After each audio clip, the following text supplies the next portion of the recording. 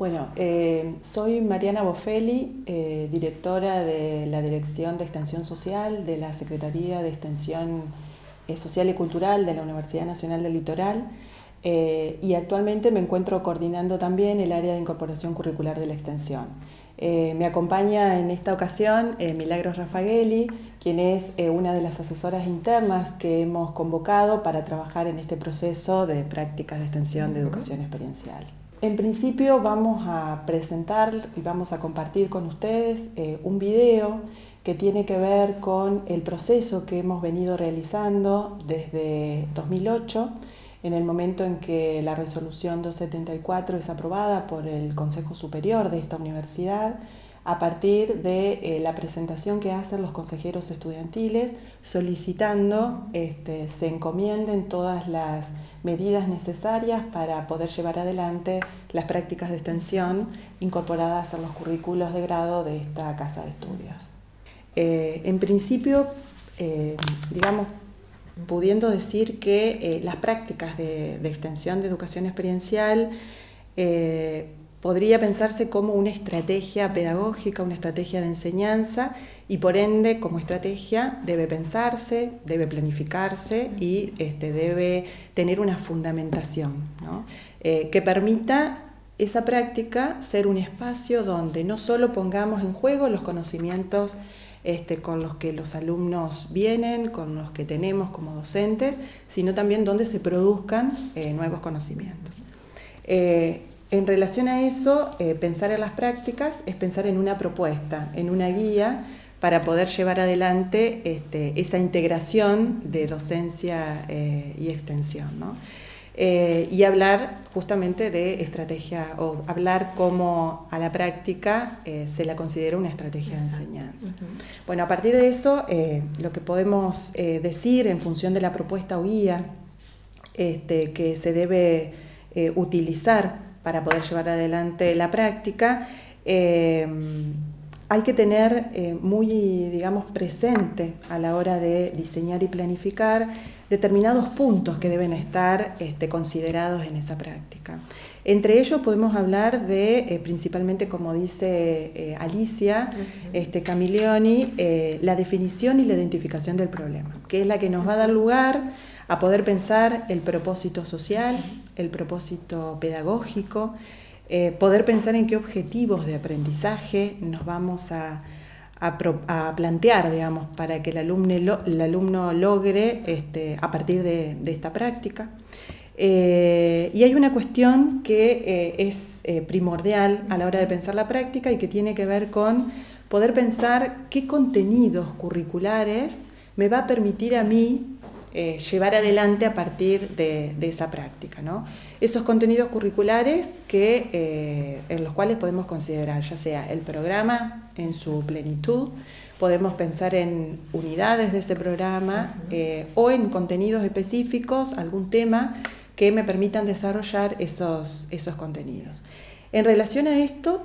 como decíamos antes, también tenemos que pensar en la planificación, ¿no? ¿Qué planificamos? ¿Cómo planificamos? ¿Quiénes planifican?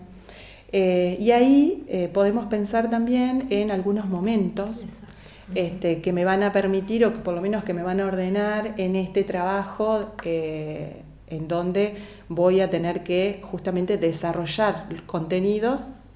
y donde voy a tener que pensar actividades, tareas y acciones que me permitan cumplir los objetivos de aprendizaje que nos hemos fijado.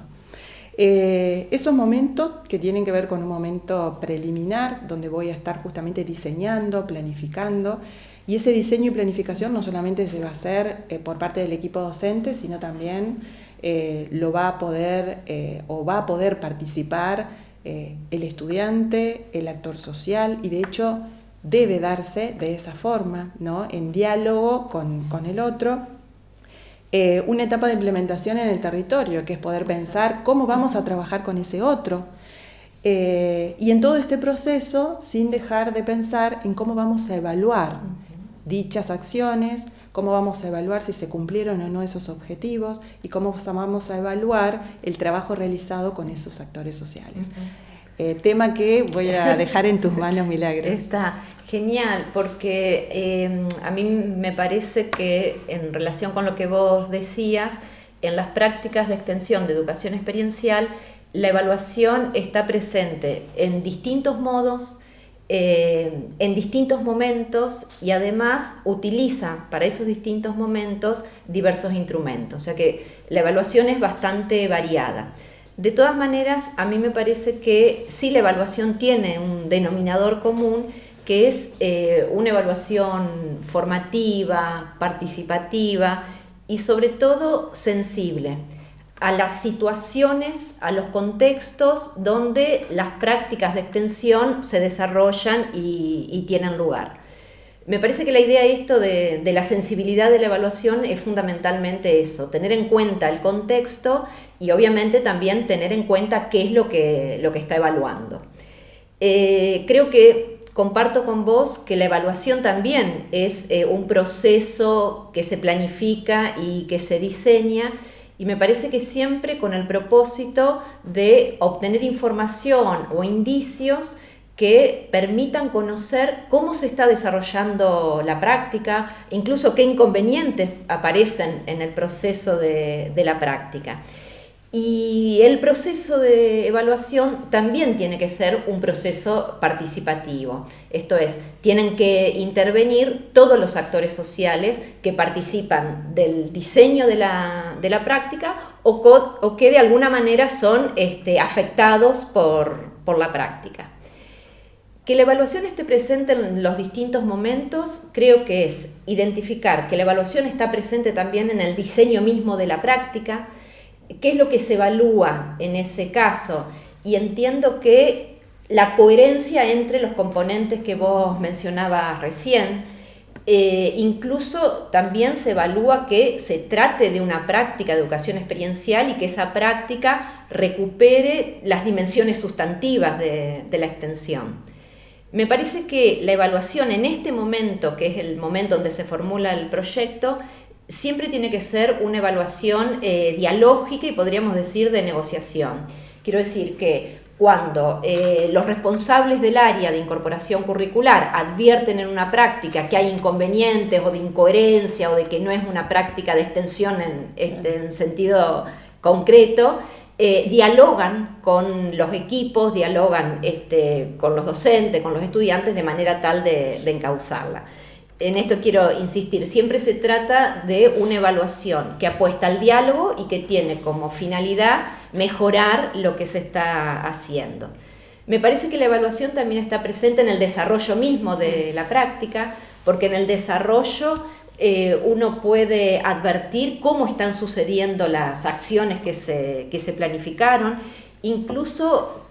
cómo las personas que participan dotan de sentido a la experiencia por la que están participando, que me parece que eso es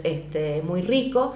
pero también en el desarrollo el equipo docente y los estudiantes pueden identificar cómo se están apropiando de los conocimientos académicos, conceptuales y sociales que se ponen en juego en las prácticas.